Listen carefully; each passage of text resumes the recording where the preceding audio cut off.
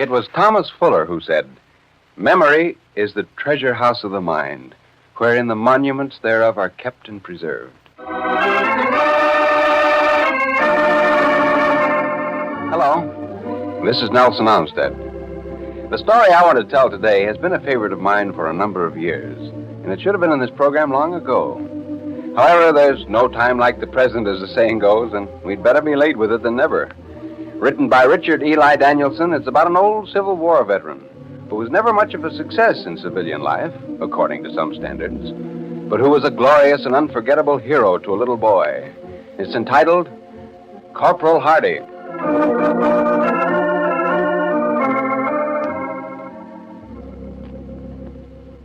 In those days, during the haying season, it was my duty to keep the men in the field supplied with sufficient cooling drink to enable them to support the heat and burden of the day. According to our established practice, this cooling drink consisted of cold water from the spring, flavored, for some obscure New England reason, with molasses, and it had to be freshly renewed every hour. At noon, each man sought a patch of shade, and his meal was carried to him there to be eaten in the fields. On such occasions, I always carried the dinner to Mr. Hardy, because I liked to sit with him as he ate and listen to his stories. He was a Civil War veteran, and Congress had given him a Medal of Honor, and all men regarded him with respect. He'd been grievously wounded several times, and in 1895, when I fetched and carried for him and sat at his feet, it was pitiful to see his valiant efforts to fork hay in the wagon or to do other farming tasks which require muscular strength. He was thin and bent, and his face was brown and clean, and his eyes bright and indomitable. My father employed Mr. Hardy whenever there was work to give him and treated him differently from the other hired men. He was poor. He lived alone. He was unsuccessful, and in New England then, we rated people by their comparative success. But he worked stoutly and asked no favors. It was generally conceded that Mr. Hardy, if a failure, was nevertheless a good man. I remember the last day I served him. I brought him his dinner in a basket. He was seated in the shade of an oak tree, leaning against a stack of hay, and he said, "Thanks, Jackie. I don't seem to be so hungry today. It's hot, and this tree don't give much shade. Why, thunder, it's like that mean little oak tree down in Chancellorsville." And I said, "Oh, Mr. Hardy, you never told me about Chancellorsville. What was it like?" "I ain't never told nobody about Chancellorsville. I don't aim to tell nobody. Grown-ups, that is. But I'd kind of like to tell somebody that don't know nothing, like you, about it, for the first and last time. You'll forget it, and it would kind of ease my mind. Chancellorsville was a bad battle, awful bad battle. We didn't fight good, and there's too many of them, and I lost my captain. He was Captain William Armstrong, commanding Company B, 38th Connecticut, and his twin brother Ezra was lieutenant. He was younger by an hour or so, and they was identical twins. Never was two men as much alike. In looks, that is. For they were quite unlike inside. The lieutenant was always stomping around and shouting and waving his arms, and the captain, he was always quiet and soft-spoken and brave and gentle. He was a good man. He was awful good man. I guess he was the best man I ever knowed. Well, Chancellorsville was a bad battle, as I said. Them Rebs come charging out of the woods, hollering and yelling and hella-galarping, and there was too many of them. And the captain, and I was next to him, says, "There's too many. We can't stop them. Tell the men to retreat slowly, firing as often as they can reload." And just then it hit him right in the chest. Thunk was the noise it made, just like that. Thunk, and he died right there. I noticed we was under a mean little oak tree in the edge of our trenches. The lieutenant was shouting, "Don't retreat, men!" And he got hit right in the knee and fell down, so I picked him up and put him across my shoulder and started for the rear.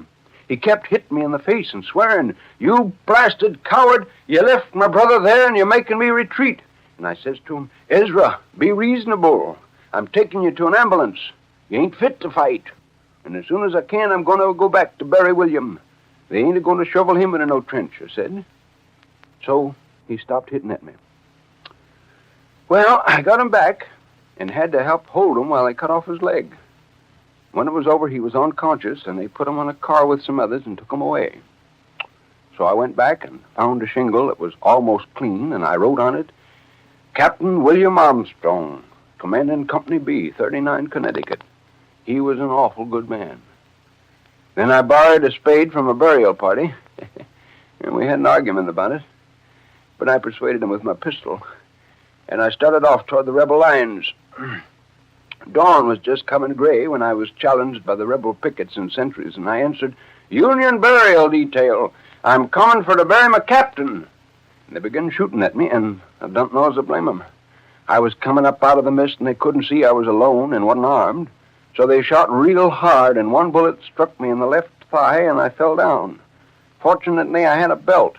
And I sat up and took it off and strapped it real tight over my wound. And my breeches was tight at the waist, so they didn't come down. And I got up and went on. They stopped shooting, and a man with a bayonet got up and said, "Yank, you're my prisoner." And I said, "I know I be, but I ain't your prisoner till I bury my captain." And I held up my shingle and spade, and he said, "Where's he lie?" And I said, "About a quarter of a mile from here, maybe a few rods, under a mean little oak tree." And I says, "You take me there, and I'll bury him, and then I'm your prisoner. They ain't going to stuff my captain into no ditch," I says. Well, there was a rebel captain there, and he says, "That ain't far away. I'll send a detail to bury him." And I says, "Ain't nobody going to bury the captain but me," I says. "After that, I'll be your prisoner." And the captain says, "Corporal, you and I and these men," turning round to 5 or 6 Rebs who was listening, "will go together to find your captain." So we went, and I found him underneath that mean little oak. I started digging.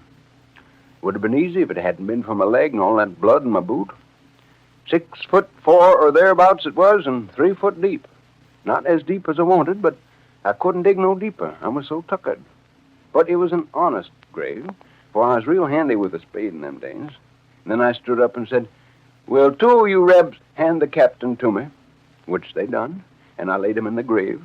And as I stood looking down at him, lying there, I says to myself, "Ain't nobody going to shovel no dirt in the captain's face. Nobody, not even me." So I took my coat off and laid it over him, covering up his face best I could. I didn't want to go to no rebel prison in my shirt, but I wouldn't have no one shovel dirt on the captain. Then the 2 Rebs pulled me out of the grave, real gentle and considerate. And then I noticed that there was a rebel general there sitting on a blood horse. How long he'd been there, I don't know. He looked at me, and I see I was wounded and peaked, and he says, stern and hard, "Captain, what's the meaning of this? This man's wounded and weak," he says. "Do you force wounded men to bury the dead?"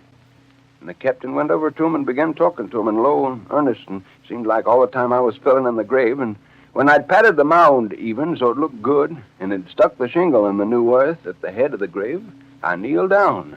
And the general, he dismounted and took off his hat, and he kneeled down too. I looked up for a minute, and all them Rebs was standing with their caps off and their heads bowed, nice and decent. And then I had a dreadful time. For to save my life, I couldn't remember a prayer, not a line, not a word. My brains was all watering thin, seemed like, and I couldn't remember nothing at all. I don't know how long 'twas till something come drifting into my mind. It went from the burial service. 'Twas something we used to chant in evening prayer. So I says, loud as I could, for I was getting awful weak, "Lord," I says, "now lettest thou, thy servant, depart in peace, according to thy word." And I couldn't remember or say any more. The general, he helped me to my feet, spade and all, and I looked him in the face, and by creepers, there was tears in his beard. As soon as I could speak, I says, "General, you've been real good to me, and I thank you. And now I'm your prisoner wherever you want to send me." And he says, "Corporal Hardy, you will never be a prisoner of our people as long as I live and command this corps." And then, seemed like I kind of fainted. And I don't remember nothing till I woke up in the bed, a clean bed with a nice-looking woman leaning over me, wiping my head with a cold, wet towel. And I say, "Where am I?" And she say, "You're in the hospital in a sanitary commission in Washington, and the president is coming to see you." So I drank some water and kind of slept. And when I woke up, there was old Abe, the ugliest man I ever see, leaning over and pinning something to my nightshirt. And he says, "Corporal Hardy, even the enemy call you a brave soldier and a good man. Congress has voted you this medal. God bless you, he says. Well, Mr. Hardy yawned and closed his eyes and leaned against the haymow. He told the tale he had to tell once, to one person. Just then my father came up to us. It was unlike Mr. Hardy to sit in the shade while the other men had started to work again, and Father looked worried. "How are you feeling, Nathan?" he asked. "Why, John, I'm plumb took it out. That's a fact. I don't know as I can do much more work today. Seems like I never did fare good under these mean little oak trees." And he glanced sharply at me with an expression that was almost a wink. We shared a secret. Well, Father looked startled, and he took me aside and said, "Jackie, you run up to the house and tell your mother to make the bed in the spare room ready, and then go to the village and tell Dr. Fordyce he's wanted. I don't like Nathan's looks." Well, before I started running, I glanced at Mr. Hardy, and I saw what Father meant.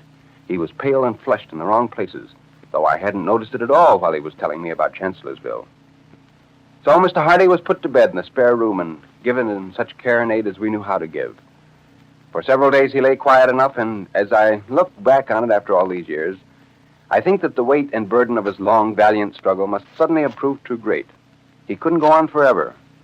Mr. Hardy was tuckered out. Then for some time he alternated between unconsciousness and a mild delirium. I sat with him every day for an hour or so when the rest of the household were busy, and I had instructions to call my elders if Mr. Hardy needed help or became conscious. One day, he opened his eyes, said, "Here I am, real easy in the mind, but I can't just remember what I said." I went out and called my parents, who told me to stay outside. But I listened and heard Mr. Hardy say, "Call the boy in. He knows what I want said, and I can't remember. He's young, 'twon't hurt him. He'll forget." So Mother beckoned to me, and I said, "Well, what can I do, Mr. Hardy?" "You can say what I said for the captain when I knelt down with the general."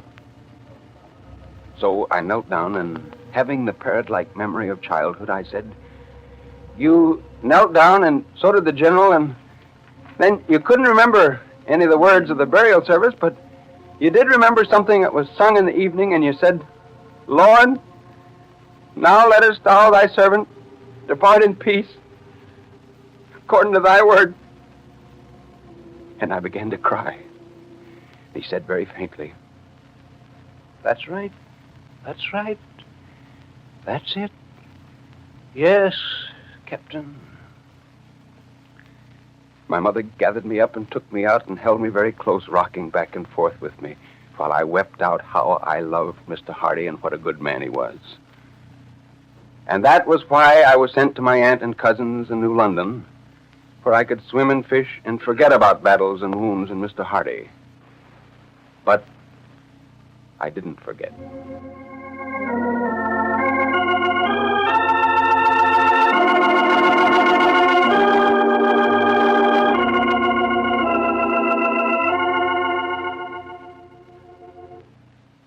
You have heard a short story by Richard Ely Danielson entitled Corporal Hardy. Now here is Nelson Olmsted with a closing word. Corporal Hardy appeared in Atlantic Monthly a number of years ago. I hope you've enjoyed hearing it today. This is Nelson Olmsted saying goodbye, and good reading.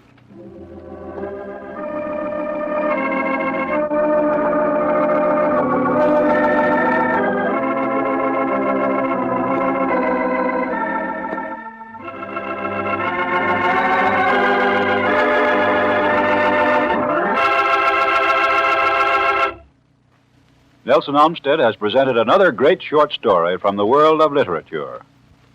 This is NBC, the national broadcasting company.